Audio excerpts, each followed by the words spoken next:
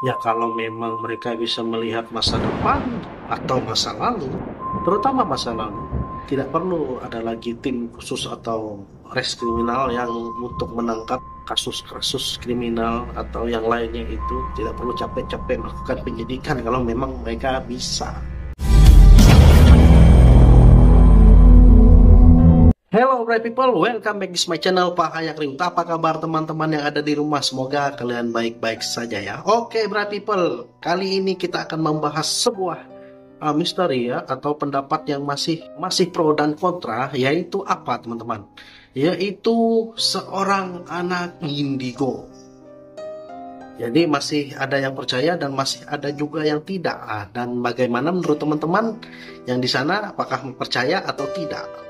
Indigo atau anak indigo adalah istilah yang digunakan untuk menggambarkan anak-anak dengan karakteristik atau kemampuan khusus yang dianggap di luar kemampuan anak-anak pada umumnya. Jadi ini adalah beberapa fakta tentang indigo.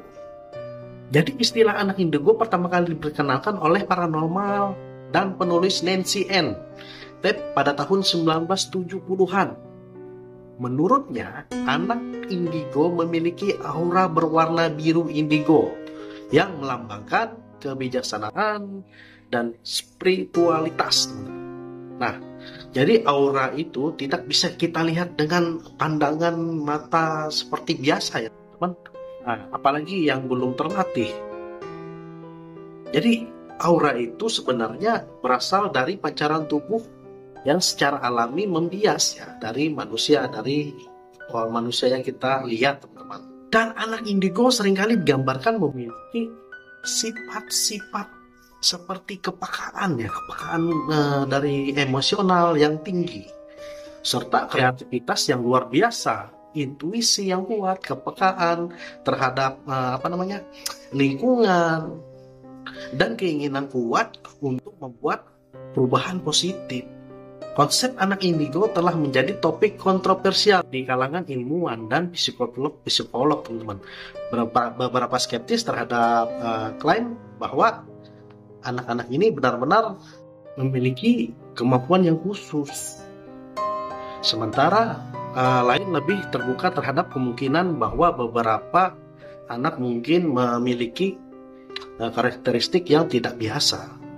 Banyak ya teman-teman anak indigo dilaporkan kita tahu memiliki pengalaman spiritual atau transenden ya, seperti penglihatan, pengalaman di luar tubuh, atau kepekaan terhadap dimensi spiritual yang lain. Nah, itu banyak yang kita dengar ya teman-teman. Nah, keterhubungan dengan sains ya teman-teman. Meskipun banyak aspek dari fenomena indigo sulit untuk diukur dan dijelaskan secara ilmiah, teman-teman, itu tidak bisa. Beberapa peneliti ilmiah telah dilakukan untuk mencoba memahami fenomena ini lebih dalam. Misalnya, penelitian tentang kepekaan emosional dan neuroscience yang mungkin mencoba mencari penjelasan tentang mengapa beberapa anak tampak lebih sensitif terhadap emosi dan lingkungan. Itu hubungannya desainnya. Jadi orang-orang meneliti seperti itu. Serta pengembangan juga bagi orang tua dan pendidik penting untuk mendukung dan mengembangkan potensi ini, teman-teman, termasuk anak indigo. Jadi mendengarkan mereka, memberikan ruang untuk ekspresi kreatif dan memberikan kesempatan untuk perkembangan sesuai dengan bakat dan minat mereka adalah langkah penting dalam membantu anak-anak indigo. Jadi untuk mereka meraih potensi yang penuh mereka. Jadi sebenarnya penting untuk diingat bahwa setiap anak adalah individu yang unik ya. Dan tidak semua anak dengan karakteristik indigo akan mengalami hal-hal yang sama. Menerima keberagaman manusia termasuk dalam hal karakteristik dan potensi individu adalah langkah penting dalam membangun masyarakat yang intuitif dan terbuka. Meskipun fenomena indigo masih menjadi perdebatan ya sampai sekarang. Penting bagi kita untuk tetap terbuka terhadap kemungkinan bahwa setiap anak memiliki potensi yang luar biasa. Itu aja dulu sebenarnya, teman. Lepas dari apakah mereka tergolong sebagai indigo atau tidak, mendukung perkembangan potensinya, ya kita harus dukung gitu ya, membantu mereka mengekspresikan diri dan memahami keberagaman. Itu merupakan suatu langkah yang penting dalam menciptakan lingkungan yang mendukung ya teman-teman. Jadi dengan segala karakteristik unik mereka, nah itu ya teman-teman, jadi masih belum bisa dijelaskan faktanya ya, apakah mereka ini benar-benar bisa menguasai. Contoh, tapi pernah diteliti ya, dulu seorang profesor meneliti, mengumpulkan semua anak-anak indigo 10 orang. Jadi mereka ini disuruh menebak kartu yang disembunyikan di belakang. Ternyata 90% itu menjawab benar, teman-teman. Itu pernah diteliti.